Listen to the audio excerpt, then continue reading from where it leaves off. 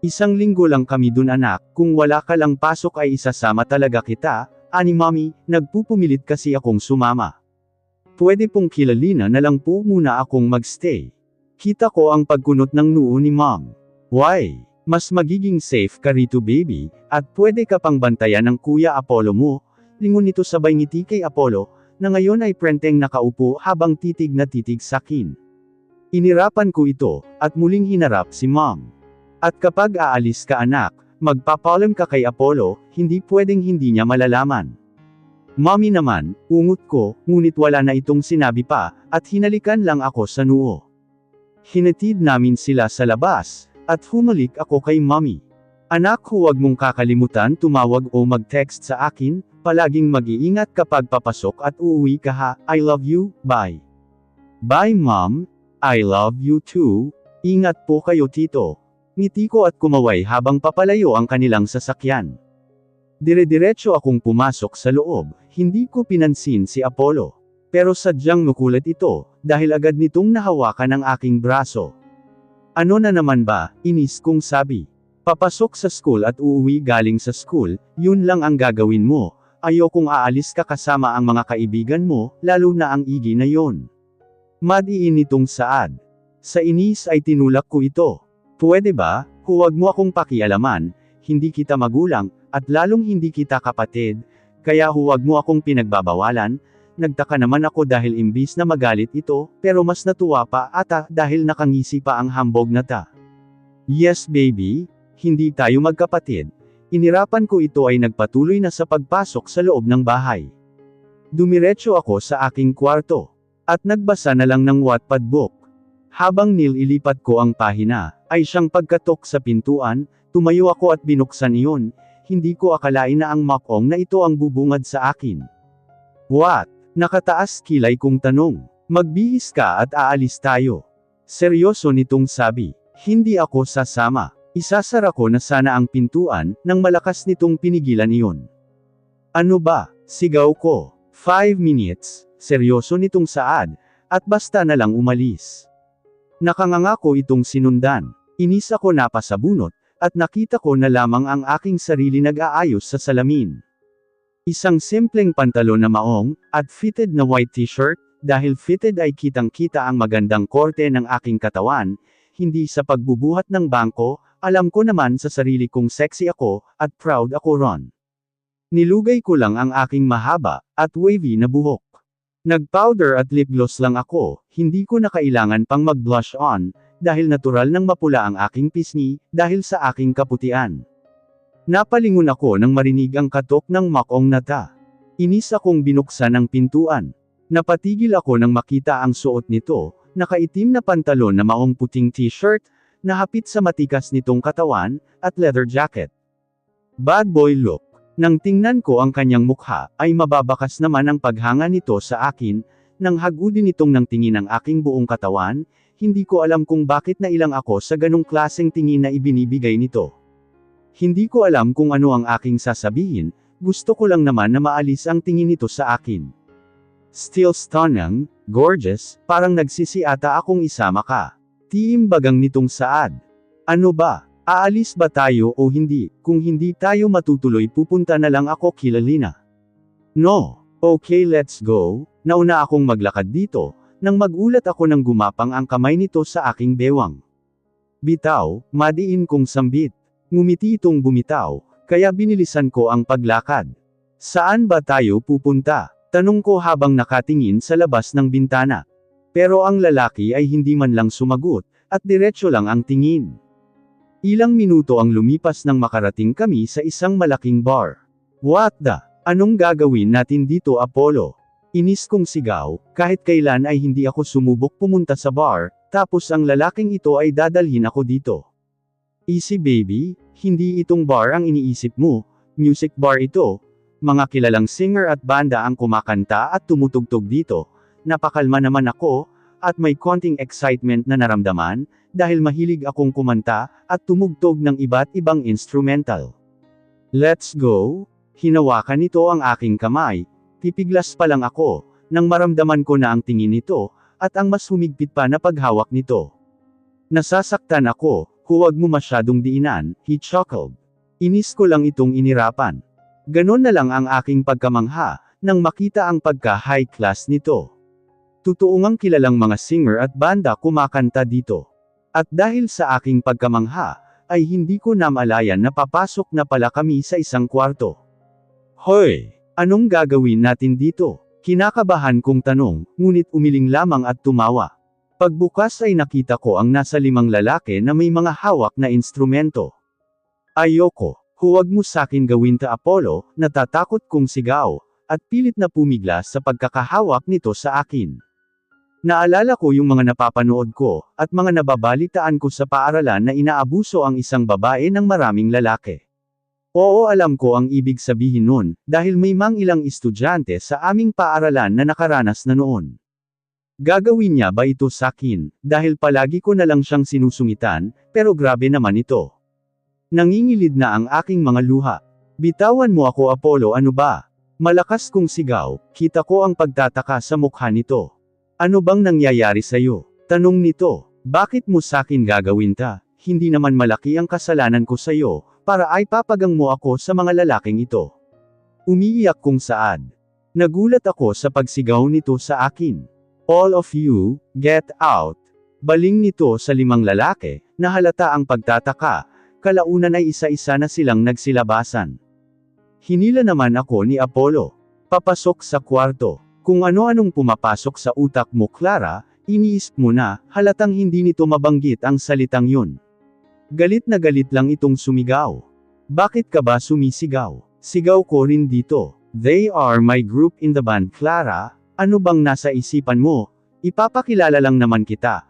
Parang gusto ko nang lumubog na lang sa aking kinakatayuan, sa sobrang hiyang aking nararamdaman. Bakit naman kasi naisip mo yun Clara, nakakahiya? Nakayuko ako habang isa-isang pumapasok ang mga lalaking kagrupo pala sa banda ni Apollo, nahihiya talaga ako sa aking inasal, paniguradong nagmukha akong baliw kanina. Clara, come here, ani Apollo. Tumayo ako at dahan-dahan lumapit. Napapitlag ako nang maramdaman ko ang kamay nito sa aking bewang. Hi, I'm Rio. Tumungulang ako sa lalaking pula ang buhok, may angking kagwapuhan ito. Hello? Dylan nga pala Miss Beautiful. Mukha itong pilyo, inilahad nito ang kamay. Kukunin ko na sana ito nang biglang tapikin ni Apollo ang kamay nung Dylan, agad naman itong napakamot sa ulo. Hi, I'm Kiko, ang pinakagwapo sa grupo, ngumiti ako at kumaway rito. Napabaling ako sa lalaking nakaupo, at patuloy lang sa pagkutkot ng gitara. Hoy Imo, magpakilala ka naman.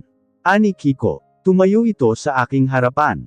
Jean, tipid nitong pagpapakilala, ngunit agad din akong napatigil sa aking pag-iisip, nang makita ang buo nitong mukha.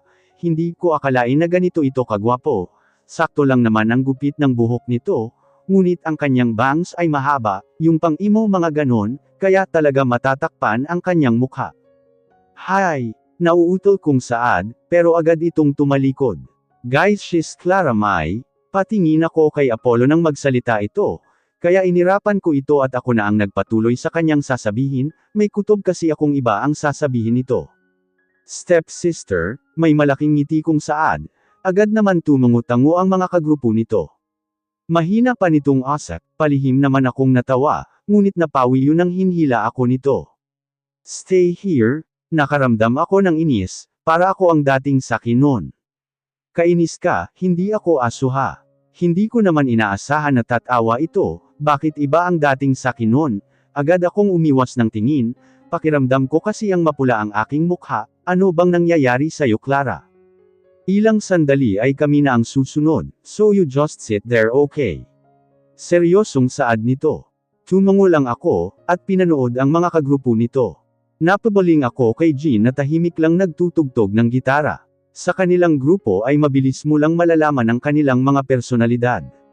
Si Rio ay tahimik, pero makikita mo ang kabaitan nito, parang hindi marunong magalit.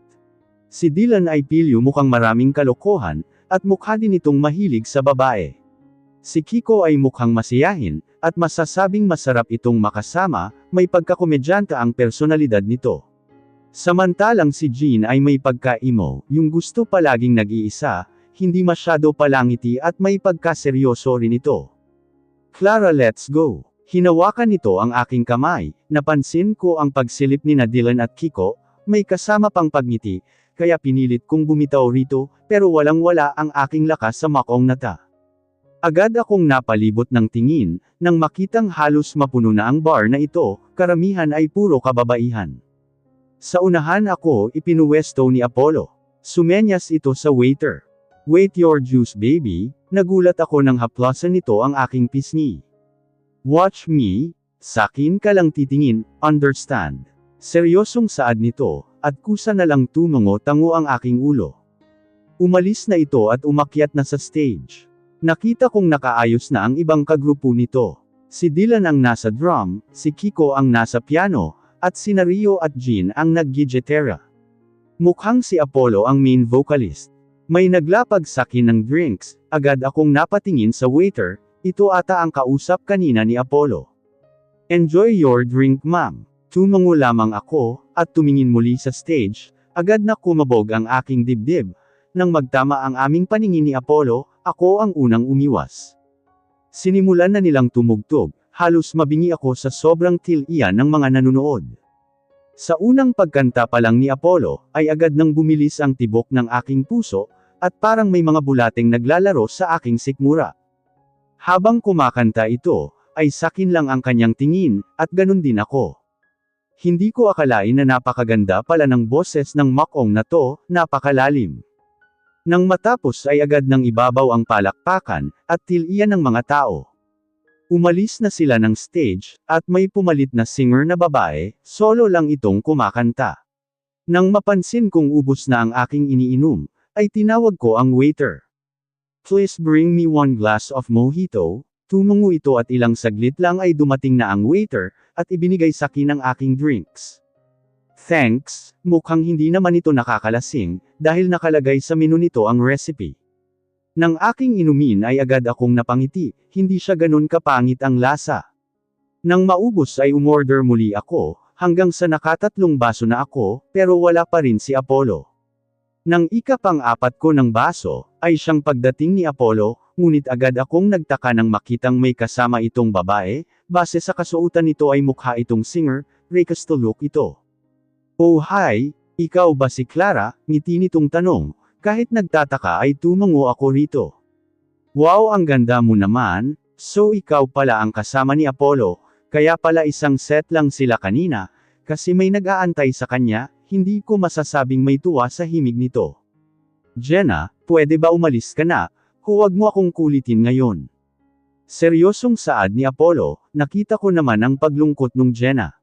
Sa totoo lang mukhang maganda ito, kung aalisin lang niya ang makapal nitong makeup, black eyeshadow, black eyeliner, black lipstick, at ang kilay nito hindi kulay brown, kulay itim, mabuti na lang ay manipis ito. Porket nandito ang kapatid mo.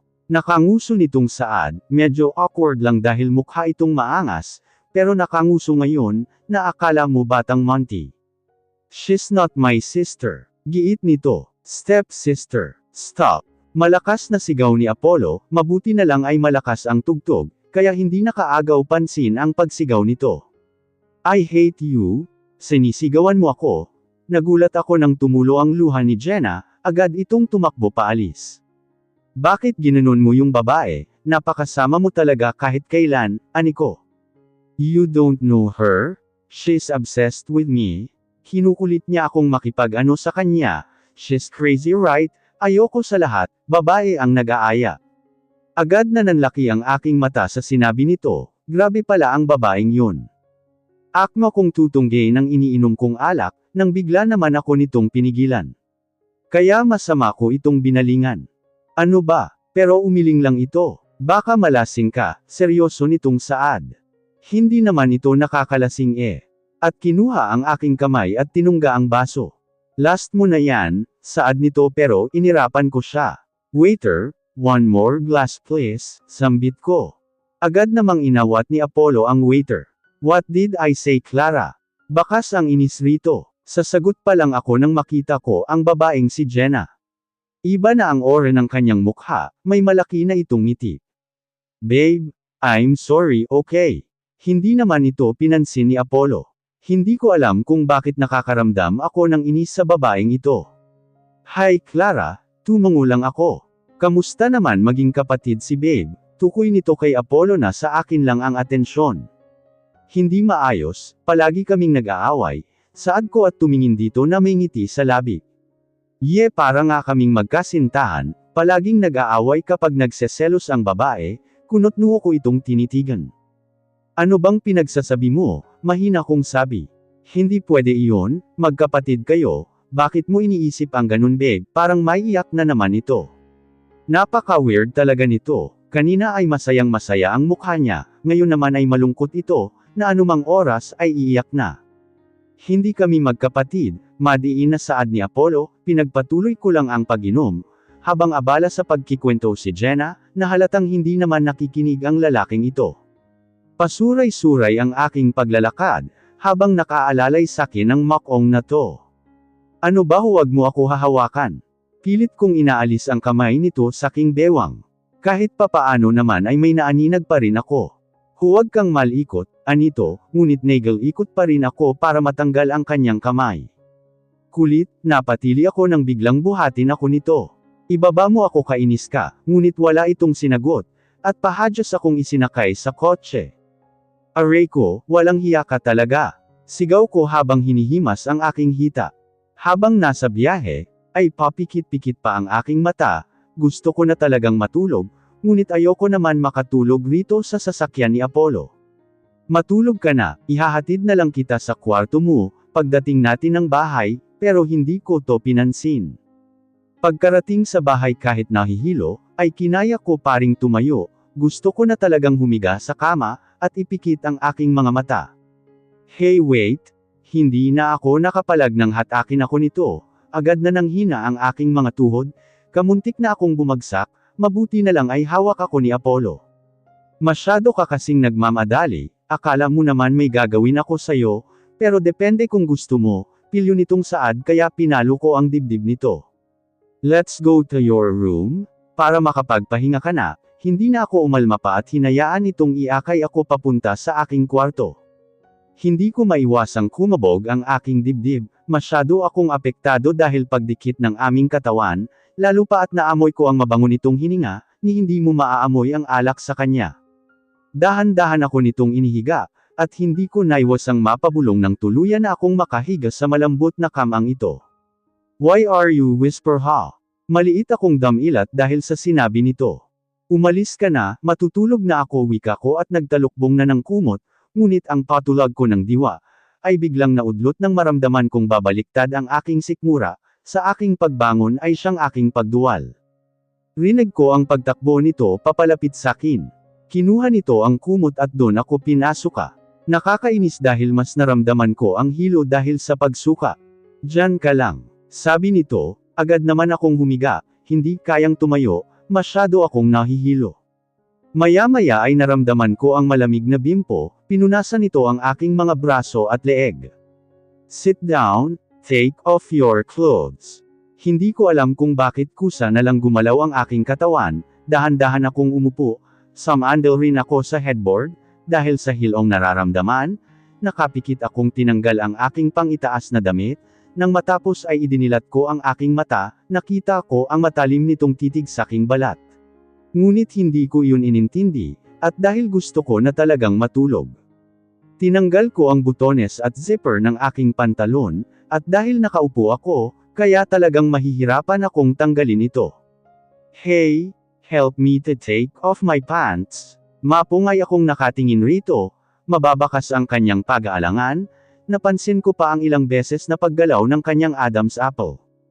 Ano ba? Ikaw ang nagsabing tanggalin ko ang damit ko. Ayaw mo ako tulungan, inis kong saad, kahit bakas ang lasing sa aking pagsasalita.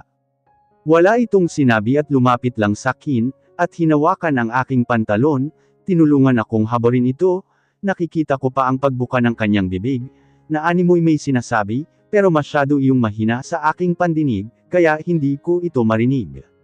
Nang matapos ay halos matawa ako, nang makita ang pawis sa kanyang mukha.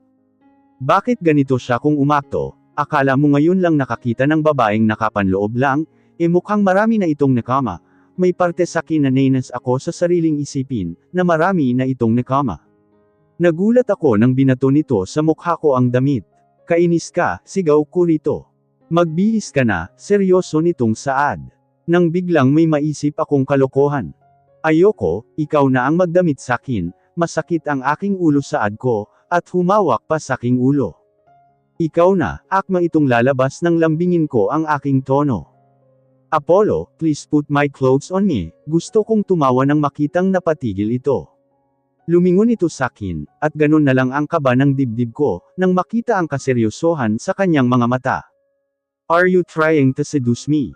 Napanganga ako sa sinabi nito, akma akong magsasalita nang lumapit ito sa akin, at hinawakan ang aking pulsuhan, at isinandig sa headboard ng kama.